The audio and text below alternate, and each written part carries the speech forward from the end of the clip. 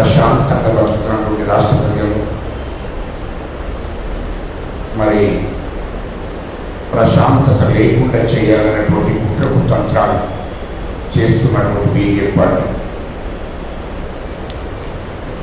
బీజేపీకి వెళ్లతో వెళ్ళిన విద్య భారతదేశంలో భారతదేశ ప్రజలు ప్రశాంతంగా ఉండడం బీజేపీకి ఆర్ఎస్ఎస్ ఇష్టం ఉండదు మొదటి నుండి. ఎందుకంటే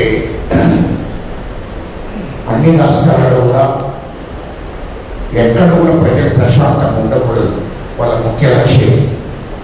అందులో భాగంగా తెలంగాణ రాష్ట్రంలో ఉన్నటువంటి ప్రజలు ప్రశాంతంగా జీవిస్తున్నారు. అలాంటి రాష్ట్రంలో వీళ్ళు మతశిక్ష పెట్టి వీళ్ళ స్వార్థ ప్రయోజనం కోసం రాజకీయాలు చేస్తుంది. ఇక్కడ ఇది కరెక్ట్ కాదు, ఇది ప్రజలు గమనిస్తున్నారు. రాజా సింగ్ మొదటి నుండి కూడా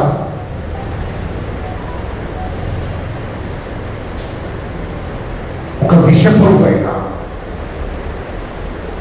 ఒకవేళ ఆయన మీద మొదటి నుండి కూడా మేము మొదలు ఒకసారి మాట్లాడుతున్నప్పుడే స్పీకర్కు డీజీపీ గారికి చెప్పారు, ఈ రాష్ట్రంలో ప్రమాదకరం ఉంది, ఈ రాష్ట్రం నుండి ఈయనను బహిష్కరించాలి, వెంటనే నేను చట్టపరమైన చర్య తీసుకోవాలని చెప్పి ఇంతకు ముందు కూడా ఒకసారి చెప్పాం. ఎందుకు చెప్పామంటే అప్పుడు కూడా ఈ దేశం నుండి దళితులను, ముస్లింలను, ఇతర వర్గాల ప్రజలు మాంసం లేనటువంటి, అంటే ఈ దేశంలో కానీ ప్రపంచంలో కానీ ఎద్దు మాంసం తినేటువంటి వాళ్ళు లంజా కొడుకులు అనేది చెట్టు ఆలోచనతోని చెడ్డ మాటలు మాట్లాడుకుంటూ వీళ్ళను అవమానపరచడం జరిగింది. దేశంలో దళితులను, మైనార్టీలను తినేటువంటి ప్రతి వారిని కూడా లంజా కొడుకులని సంబోధించింది. కాబట్టి ఆయనకు వెంటనే ఆయన శాసనసభ్యత్వాన్ని రద్దు చేయాలి, రాష్ట్ర బహిష్కరణ చేయాలి, ఈ రాష్ట్రంలో ఈ దేశంలో ప్రజలు ఇష్టం వచ్చినట్టు మాట్లాడుతుందని చెప్పి అప్పుడు కూడా మేము కాంప్లైంట్ చేయడం జరిగింది. ఇప్పుడు రాజా సింగ్ వాస్తవానికి రాజా సింగ్ బండి సంజయ్ బట్టి రాష్ట్రంలో ప్రజలు ప్రశాంతంగా బతికేటువంటి పరిస్థితి లేదు. ఇది వాస్తవం. ఇది మత కలహాలు సృష్టించేటువంటి ఆలోచనతోనే రాజా సింగ్ ఉన్నారు, బండి సంజయ్ ఉన్నారు. వాళ్ళు మతం తప్ప ప్రజల బాగోగులు ఎక్కడ కూడా ఒకరాజు మాట్లాడే పరిస్థితి లేదు.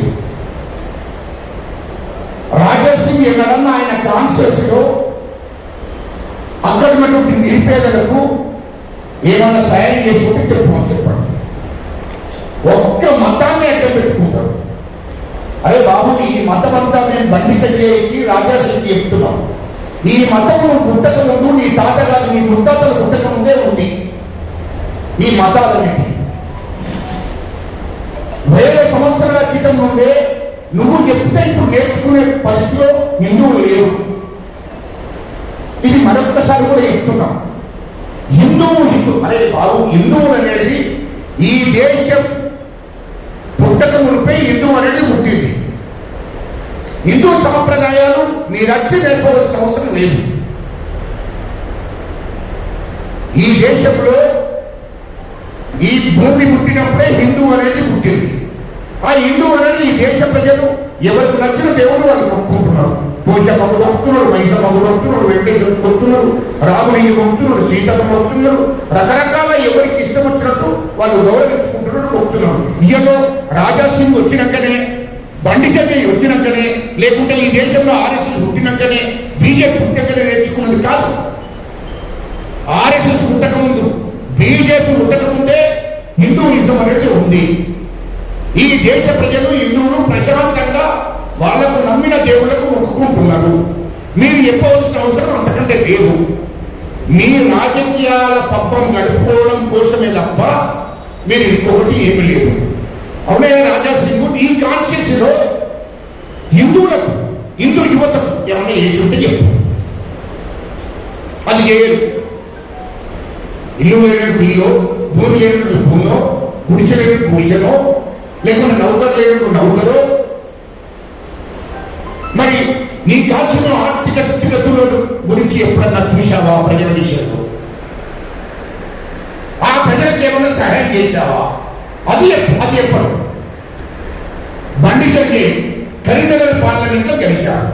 ఆ ప్రజలకు ఏమైనా నిధులు తీసుకొచ్చారా? ఆ ప్రజల బాగోగుల గురించి ఎప్పుడన్నా ఆలోచన చేశారా? మొన్న ఓట్లు వేశారు, గెలిపించారు. ఓట్లు వేసిన గెలిపించినటువంటి ప్రజలకు ఏం చేశారో అది చెప్పాలి. మీ బీజేపీ మేనిఫెస్టోలో మీ ప్రధానమంత్రి నరేంద్ర మోడీ మేము బీజేపీ అధికారంలోకి రాగానే ఈ దేశంలో ప్రతి సంవత్సరం 2 కోట్ల ఉద్యోగాలు ఈ దేశంలో యువతకి ఇస్తారన్నారు. అది ఇచ్చారా? దాని గురించి చెప్పండి. రాజాసింగ్ కానీ ఇటు బీజేపీ అధ్యక్షుడు బండి సంజయ్ కూడా కానీ మీ బీజేపీ మీ ప్రధానమంత్రి వాగ్దానం చేశారు. ఈ దేశంలో హిందూ యువతకు సంవత్సరానికి 2 కోట్ల ఉద్యోగాలు ఇస్తున్నాడు. అది సంగతి ఏం చెప్పాలి? ఈ దేశంలో నిజమైన హిందువులను, రైతులను ఒక దిక్కు అణిసివేసి 700 మంది రైతులు చనిపోవడానికి కారణమైంది బీజేపీ. వాళ్ళు హిందువులు కాదా? చెప్పండి. ఈ యొక్క జిఎస్టీ ఈ దేశంలో మెజారిటీ ఉన్నటువంటి హిందువుల మీద ఆ ప్రభావం పడతలేదా? ఇది వాస్తవం కాదా? పెట్రోల్ ధర ఈ దేశంలో హిందువులే కదా మెజారిటీగా బండ మీద తెలియేది. మరి పెట్రోల్ ధర పెంచారు, డీజిల్ ధర పెంచారు, గ్యాస్ ధర పెంచారు. ఈ దేశంలో 90% హిందువులే కదా. ఆ హిందువులే కదా మరి ఆ హిందువుల మీద ఇవన్నీ ఎందుకు పెంచారు? పెట్రోల్ ధర పెంచారు కదా, డీజిల్ ధర పెంచారు కదా, గ్యాస్ ధర పెంచారు కదా, నిత్యావసర ధరలు పెంచారు కదా. రెండవది, మొత్తం దాచుకున్న డబ్బంతా తీసుకొచ్చి, నల్లధనాన్ని మొత్తం తీసుకొచ్చి నిరుపేద కుటుంబాలకు ప్రతి కుటుంబానికి 15 లక్షలు ఇస్తారట. ఇచ్చారా? దాని విషయం చెప్పండి. అంటే నీకు ప్రజలకు ఉపయోగపడే పని మీరు చెయ్యరు. ఏమంటే హిందూ అంటేనే అన్నం పెట్టినారా? నిరుపేదలకు ఈ దేశంలో ఉన్న ప్రజలకు అన్నం పెట్టినట్టేనా? ఒక హిందూ అనే కాన్సెప్ట్ తప్ప మీరు ఈ ప్రజల బాధల గురించి ఎప్పుడు కూడా ఆలోచించేటువంటి పరిస్థితి ఉండదు. ఏదైనా ప్రాజెక్టు కట్టారా? చెప్పండి. మరి ఇప్పుడు ఇలా బండి సంజయ్ ఉన్నాడు, నువ్వు ఎంపీ అయ్యా, రాష్ట్ర అధ్యక్షుడు అయ్యా, ఈ రాష్ట్రానికి ఎన్ని వేల కోట్లు తీసుకొచ్చావయ్యా? కరీంనగర్ పార్లమెంట్కు ఎన్ని కోట్ల రూపాయలు తీసుకొచ్చావు? దాని గురించి మాట్లాడు. రాజాసింగ్ ఉన్నాడు, ప్రధానమంత్రి అమిత్ షా గారి కాళ్ళు మొక్కి మరి హైదరాబాద్ సిటీకి ఒక 10,000 కోట్లు తీసుకొచ్చినటువంటి పరిస్థితి ఉందా? దాని గురించి వద్దు. ఏమన్నంటే మేము మిత్రులు. అరే బాబు, నువ్వు పుట్టక ముందే మీ పార్టీ మీ ఆర్ఎస్ఎస్ పుట్టక ముందే హిందూ అనేది పుట్టింది, హిందూయిజం అనేది ఉంది ఇక్కడ. దాని గురించి కొత్తగా మాట్లాడవలసిన అవసరం లేదు. అంటే ఇట్లా రెచ్చగొట్టాలి. రాజాసింగ్ చరిత్ర ఏంటంటే, రాజాసింగ్ చరిత్ర ఆయనకి రాజ్యాంగం మీద అవగాహన లేదు, చట్టాల మీద అవగాహన లేదు. అలాంటి వాడు ఎమ్మెల్యే అవ్వడం దురదృష్టకరం.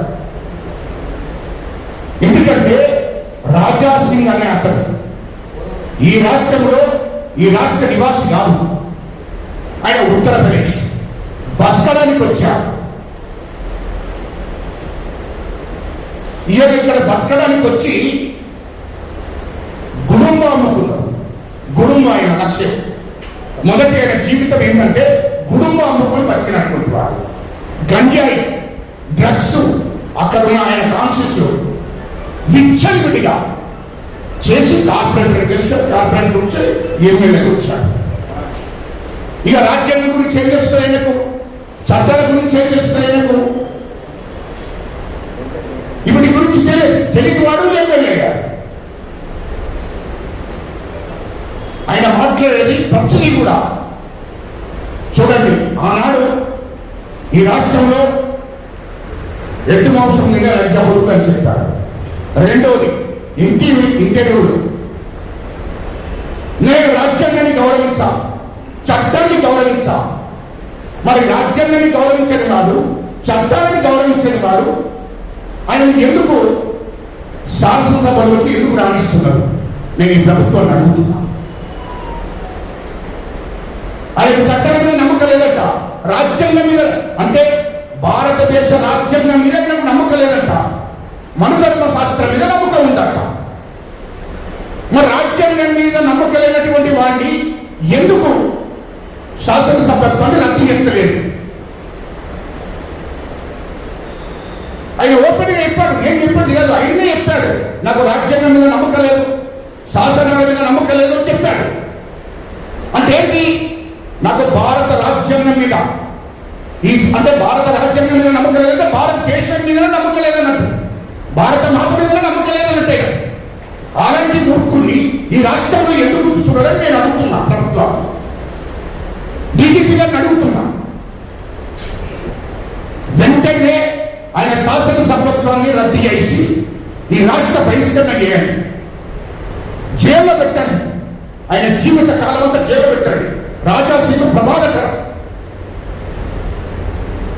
వెంటనే ఆ చర్య తీసుకోమని చెప్పి ప్రభుత్వాన్ని నేను డిమాండ్ చేస్తున్నా. ఎందుకంటే అలాంటి వాడు ప్రజల మధ్యలో ఉండకూడదు, రాష్ట్రంలో ఉండకూడదు. రాజ్యాంగం మీద నమ్మకం లేనటువంటి వాడు, శాసనం మీద నమ్మకం లేనటువంటి వాడు శాసనసభ్యుగా ఉండే అర్హత ఆయనకు లేదు, ఎమ్మెల్యే ఉండే అర్హత ఆయనకు లేదు.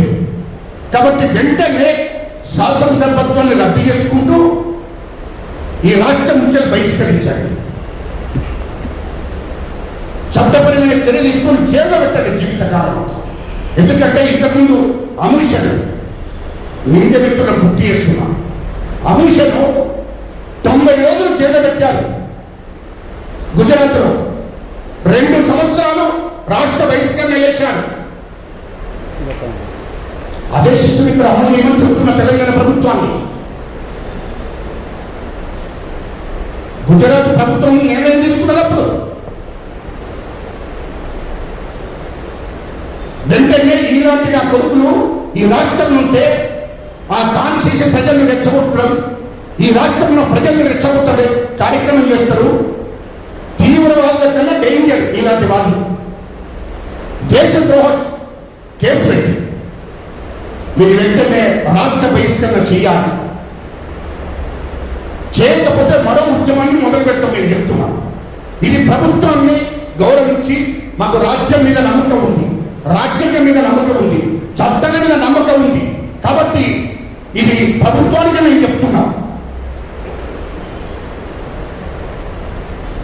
ఇది ప్రజలు తిరుగుబాటై రాజాసింగును ప్రజలు దాడి చేసి చంపక ముందే ప్రభుత్వం నిర్ణయం తీసుకొని వెంటనే శాసనసభ్యులను రద్దు చేయమని చెప్పి ఈ సందర్భంగా డిమాండ్ చేస్తున్నాం.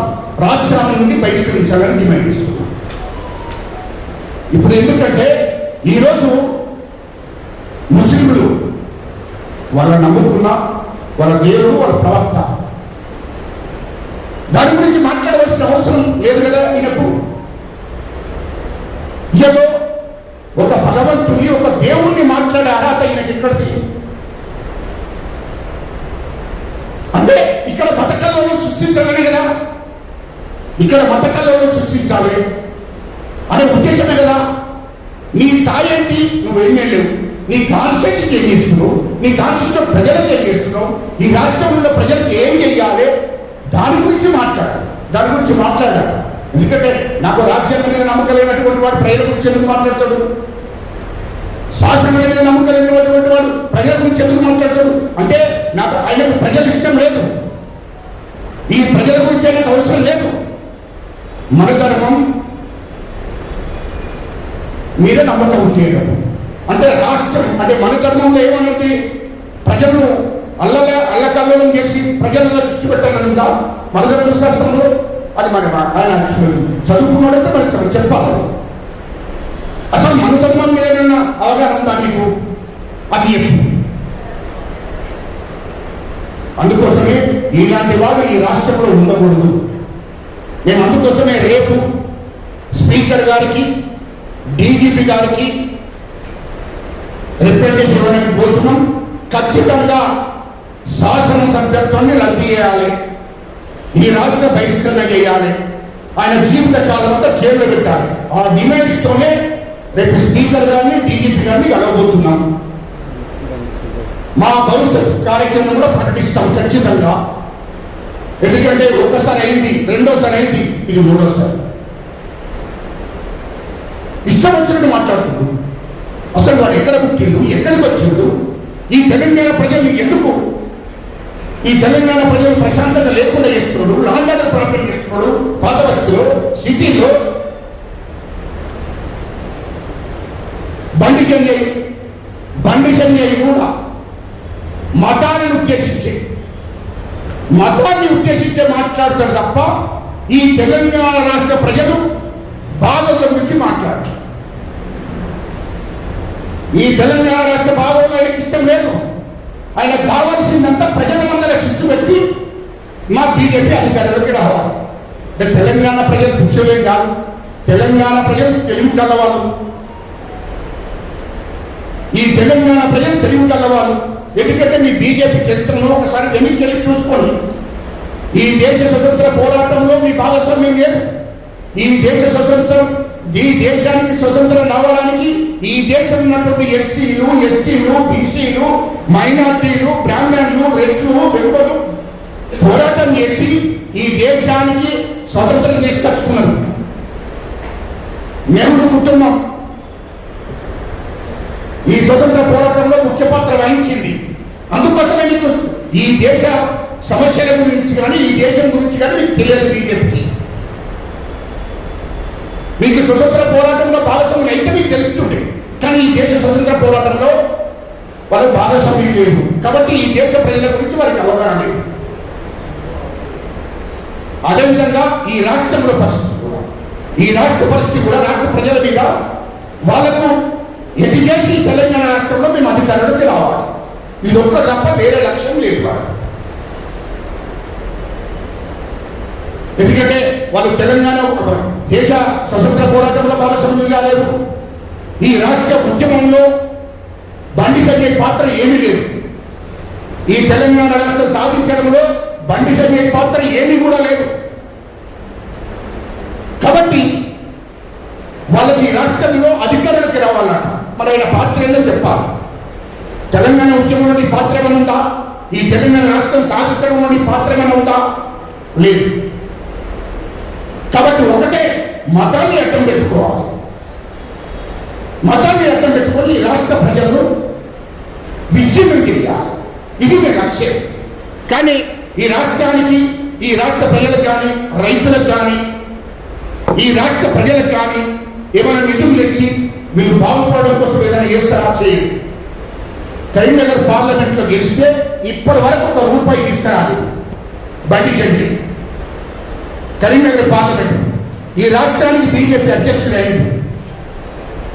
మరి అధ్యక్షుడైతే మీ నరేంద్ర మోడీ కాళ్ళు నొక్కి, అయ్యా ఇక్కడ మాకు నిధులు ఇవ్వండి, ఈ రాష్ట్రంలో ప్రజలకు ఇల్లు కావాలి, ఈ రాష్ట్రంలో నిరుపేదలకు మనం సాయం చేయాలి, ప్రాజెక్టుల కోసం మనం సాయం చేయాలి, అన్నిటికీ నిధులు కావాలి, ఇవి లేవు. వాళ్ళు వీటి గురించి మాట్లాడారు.